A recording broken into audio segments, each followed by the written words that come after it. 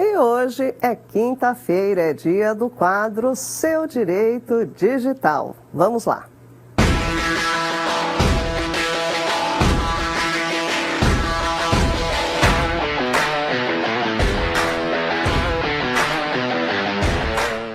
E nós já estamos aqui com o Leandro Alvarenga ao vivo. Leandro, bem-vindo novamente. Boa noite, Marisa. Boa noite a todos de casa. Espero que estejam todos bem. Pessoal, hoje nós vamos conversar aqui sobre um tema que está causando preocupação, a fraude do GPS. O Leandro vai nos ajudar aqui a entender um pouco melhor. Vamos começar explicando, Leandro, como que funciona mais essa fraude. Bom, Marisa, primeiro é importante falar para todo mundo que nem sempre é fraude, né? O pessoal precisa entender que a fraude, como conhecida do GPS, é você mudar a localização do seu GPS para maquiar o real local onde você está. Muitos usuários de Netflix, de aplicativos, eles costumam fazer isso, mesmo gamers, para mudar a localização e ter benefícios. Então, por exemplo, você está numa viagem internacional, você quer usar o Netflix do Brasil, se você usar o Netflix, sua senha, no país, você não vai ter acesso ao Netflix Brasil. Então, muitos usuários usam VPNs, usam aplicativos para mudar a geolocalização do dispositivo e aí acessar os conteúdos. Há também problemas de gamers. Em alguns países, alguns games são proibidos e aí eles acabam usando a geolocalização através de VPNs, aplicativos, aplicações para mudar e ter acesso aí a plataformas e jogos, até sites que naquela localidade não é permitida. O problema, Marisa, é quando criminosos começam a usar essas aplicações. Então nós temos aí diversos crimes sendo cometidos com a mudança de geolocalização. Essa mudança ela começou para valer na época da Guerra Fria e hoje ela já tem casos concretos de crimes realizados. Então, por exemplo, nós temos ali em 2011 um drone americano foi roubado pelo Irã através da geolocalização. Ele pousou em território iraniano porque sofreu um ataque de geolocalização e entendeu que estava em território americano e pousou. Nós tivemos navios que já foram desviados, inclusive, com a postura da geolocalização. E como isso afeta o usuário comum? Né? O usuário comum ele é vítima, às vezes, de sequestros, e aí a geolocalização induz ao sequestro, a um local errado, onde supostamente estaria a vítima. Há também casos onde empresas que tentam limitar a segurança, você só pode acessar as aplicações em determinada localidade, pelo IP, né? Esses ataques fazem com que o sistema de segurança eles acabem caindo em erro e acham que a pessoa está dentro de um prédio, por exemplo, e ela não está, ela está até em outro país, por uma vulnerabilidade ali no sistema de GPS. Então é muito sério, desde a parte de segurança, né, que pode atingir e quebrar o sistema de segurança de empresas, como também a crimes que cybercriminosos estão usando ali o GPS. Um exemplo mais comum é roubo de carga. A sinalização de GPS ela é feita via satélite. Uhum. Só que quando ela chega no território, na terra, vamos dizer assim, ela chega mais fraca. Então, o que os criminosos fazem? Eles interferem nesse sinal e mandam um sinal mais forte, gerando uma confusão no sinal verdadeiro de GPS e induzindo os equipamentos a erro. E é assim, por exemplo, eles fazem o bloqueio de localização de GPS de caminhões, dizendo que eles estão em determinado local e eles não estão indo para outros locais.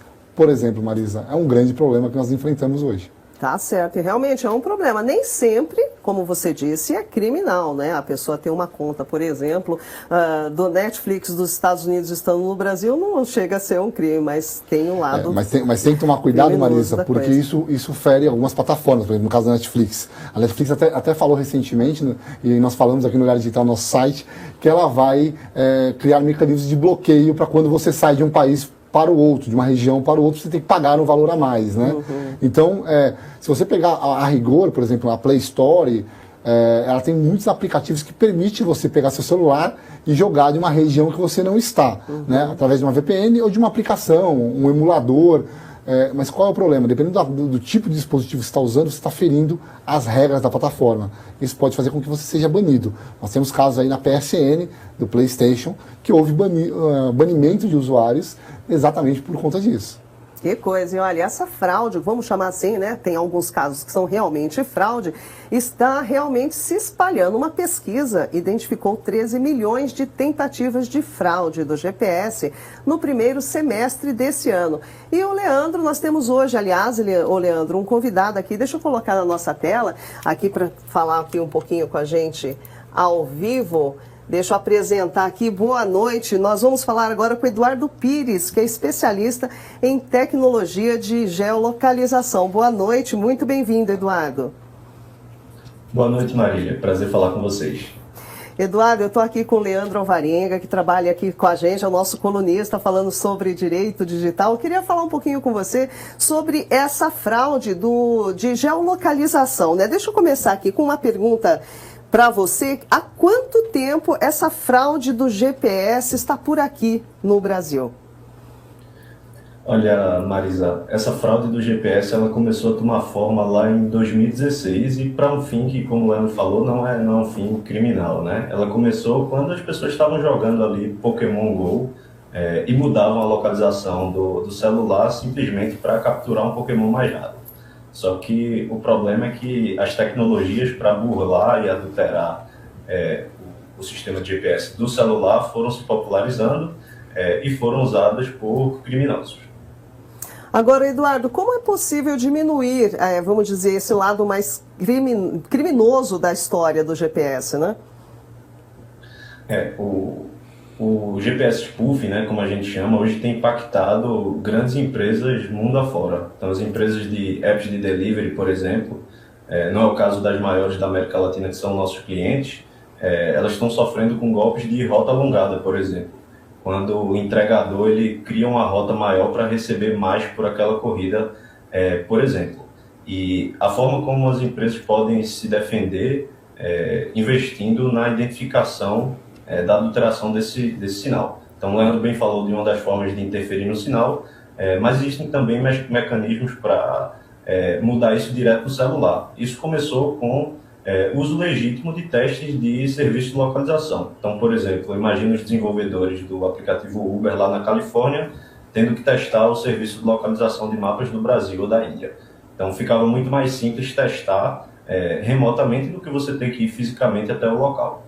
Então, o que as empresas precisam fazer para impedir o uso maligno desse sinal é investir em tecnologias para identificar quando o sinal ele é adulterado. Então, uma coisa que uma empresa de tecnologia jamais pode fazer é confiar simplesmente na localização que o sistema operacional devolve pelo GPS. Então, aqui na Incognia, por exemplo, a gente utiliza outros sinais dos dispositivos, como sinais de Wi-Fi e sinais de rede, para identificar quando uma localização ela é adulterada.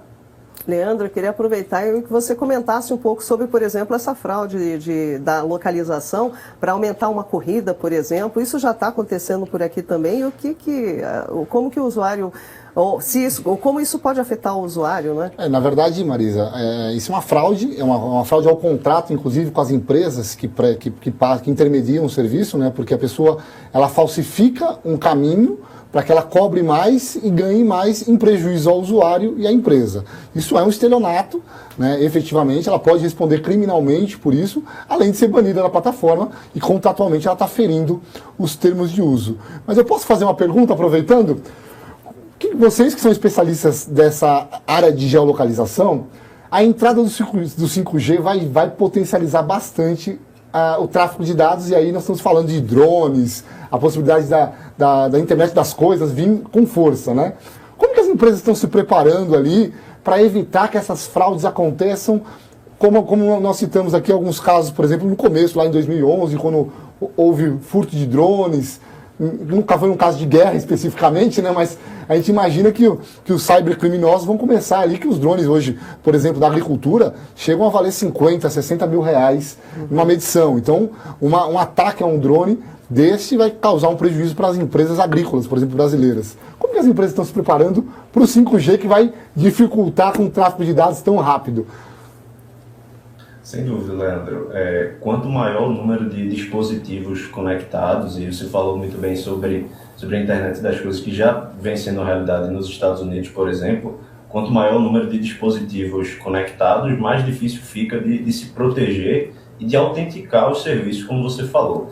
Então, a aposta aqui na Incognia é usar o comportamento de localização como sendo parte da identidade digital, para que você consiga autenticar nesses diversos serviços e dispositivos usando o seu comportamento e não mais dados estáticos, como nome, CPF ou e-mail, porque esse tipo de dado que ele é estático, ele já está disponível nos grandes vazamentos de dados. Então, a grande aposta para se proteger desse tipo de problema é parar de usar dados estáticos e usar comportamento, coisas que são muito mais difíceis de burlar. Sim. Agora, Eduardo, aproveitando, como que o usuário, a pessoa que utiliza ali, pode saber se ela está sendo afetada por esse tipo de, por exemplo, de fraude do GPS? Como que ela pode saber? Olha, Marisa, como usuário final, é muito difícil de identificar quando está havendo do outro lado uma adulteração no sinal de GPS. Então, efeitos práticos podem acontecer no dia a dia se um pedido no aplicativo de delivery demorar muito mais a chegar porque o entregador não estava no local onde ele estava dizendo para o aplicativo. Ou então alguém mentir a cidade e alterar o GPS para dar match no Tinder numa cidade diferente. Então, fica aqui alguns alertas para o usuário final, sempre se mantenham no canal de comunicação dentro do aplicativo que você está usando. Então, se algum entregador tentar tirar da plataforma para o WhatsApp, nunca aceite, nunca dê essa possibilidade. E aí, sobre as plataformas de relacionamento, acho que eu vou repassar aqui os cuidados que os pais de todo mundo passam, né? Se você está saindo pela primeira vez com uma pessoa, você não vá para um lugar público, para um lugar movimentado. Tá certo. Leandro, quer comentar alguma coisa sobre sobre esses casos? É bem importante. O Eduardo falou muito bem das plataformas de namoro e relacionamento, né? Isso é um dos crimes que estão acontecendo aqui no Brasil com frequência, né? Nós vemos empresários saindo ali para encontrar mulheres e acabam sendo sequestrados. Tem acontecido muito isso.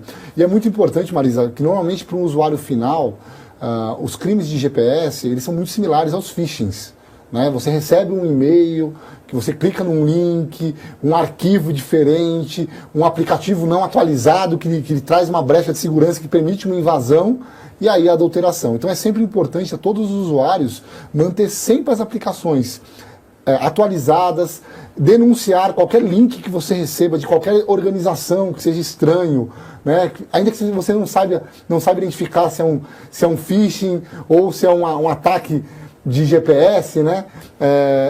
Denuncie o link, denuncie a situação, porque isso vai trazer uma proteção para você e para os demais usuários. E é importante você manter sempre as regras de segurança.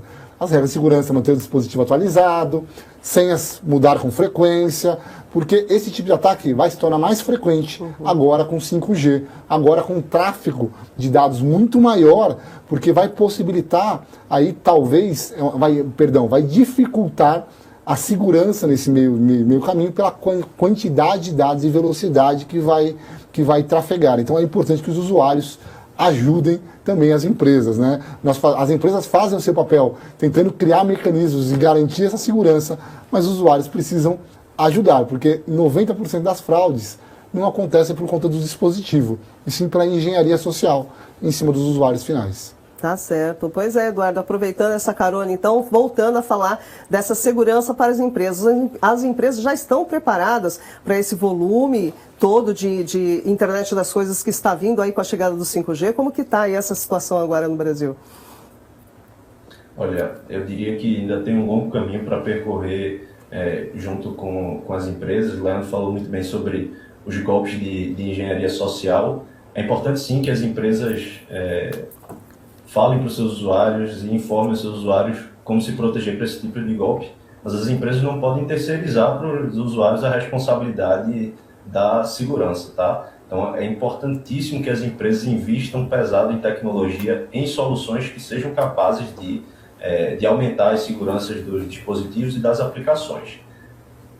Tá certo. Eduardo, muitíssimo obrigada pela sua participação.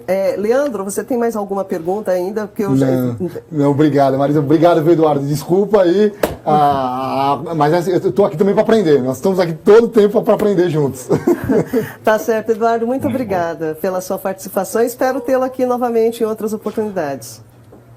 Eu que agradeço, Marília. Fico à disposição quando vocês precisarem. Obrigado. Obrigada, boa noite. Boa noite, Eduardo.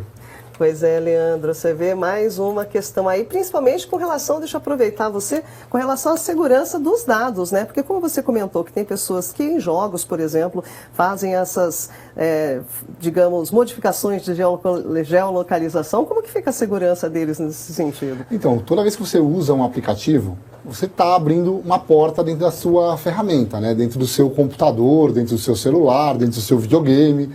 E aí você tem que saber a origem desse aplicativo, né? E muitas vezes os usuários não se preocupam. Eu quero uma VPN gratuita, né? Só que, como eu sempre falo para vocês, não existe nada de graça nessa vida, né? Normalmente vai ter alguma coisa que a empresa tem que sobreviver. E algumas empresas, nós falamos aí de vários aplicativos, que aí usam seus dados, aí às vezes sem a devida permissão legal, sem a devida boa-fé, e acabam ali trazendo prejuízos e roubando até a identidade dos usuários. Então, é muito complicado. Nós falamos assim, sempre que você for precisar mudar a geolocalização, porque muita gente usa a geolocalização por segurança também, Marisa. Não é só para cometer fraudes, pequenas fraudes ou crimes mesmo. Há necessidades, às vezes, no dia a dia, que você precisa, por exemplo, de trabalho, às vezes você precisa acessar um servidor da sua própria empresa que fica em outro local. Então você vai usar a VPN para se modificar, para você poder acessar lá. É uma utilização, por exemplo, lista de autorização de local. E aí você tem que tomar os cuidados, né? Você vai usar uma VPN, normalmente não gratuita, vai usar uma VPN paga, onde você tem uma segurança. Muitos antivírus que nos protegem têm esse serviço, alguns incluídos, alguns à parte, mas é importante que você tenha essa noção. É a mesma coisa que você usar um aplicativo pirata. Né? Quando você abre uma VPN, você abre uma aplicação, você está abrindo seu computador, abrindo seu dispositivo. E aí você tem que confiar na empresa e ter esses cuidados, senão você vai ser vítima aí, certamente, de um crime. Tá certo. Então, mais uma vez, Leandro Varenga, muitíssimo obrigado pela sua participação. Hoje o quadro um pouquinho diferente, nos vemos na quinta que vem. Até quinta-feira, Marisa, uma boa noite. Até quinta-feira que vem, fiquem com Deus e aguardem suas perguntas. Até a próxima.